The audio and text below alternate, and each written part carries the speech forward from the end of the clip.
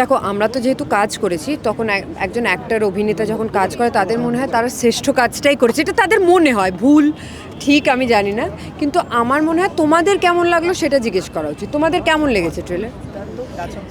Please এটা মানুষ অবধি পৌঁছে দিও, সবার অবধি, কারণ ওয়ার্ড অফ মাউথটা খুব ইম্পর্টেন্ট, আর তোমাদের মাধ্যমে আরও মানুষের কাছে পৌঁছে যায় এগুলো। আজকাল ডিজিটালের যুগ হয়ে গেছে। সো আশা করি একটা ভালো সময় আমরা রিলিজ করছি, আর এটা ফুল ফ্যামিলি নিয়ে দেখার একটা ছবি। বাচ্চাদেরও আমার মনে হয় খুব ভালো লাগবে।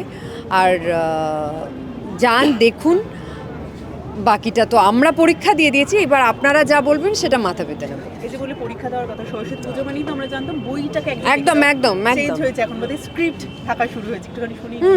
আমার ছোটোবেলায় সরস্বতী পুজোর এই এক্সপিরিয়েন্সটা বলি, সরস্বতী পুজোর সময় না, মানে ওই আর কিছুদিন পরে পরীক্ষা শুরু হবে, ফাইনাল এক্সাম। আমি কি করতাম, ওই 3 দিন মনে হয় বা 2 দিন বইটা দিয়ে দিতে হতো। আমি সবচেয়ে ডিফিকাল্ট কেমিস্ট্রি, ফিজিক্স, ম্যাথ সেগুলো আগে দিয়ে দিতাম, মানে যাতে আর ওই হয় না ঠাকুরের কাছে থাকবে, তারপরে বেলপাতায় লিখবো, তারপর বইটা নিয়ে আসবো, সবচেয়ে ডিফিকাল্ট সাবজেক্টগুলো আগে দিয়ে দিতাম।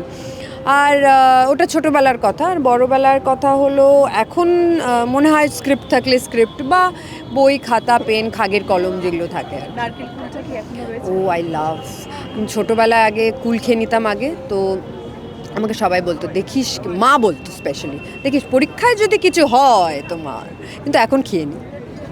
সেই নারকেল কুলটা খেয়ে সরস্বতী পুজো এবার সবাই গা ছমছমে একদম। উপভোগ করতে হবে।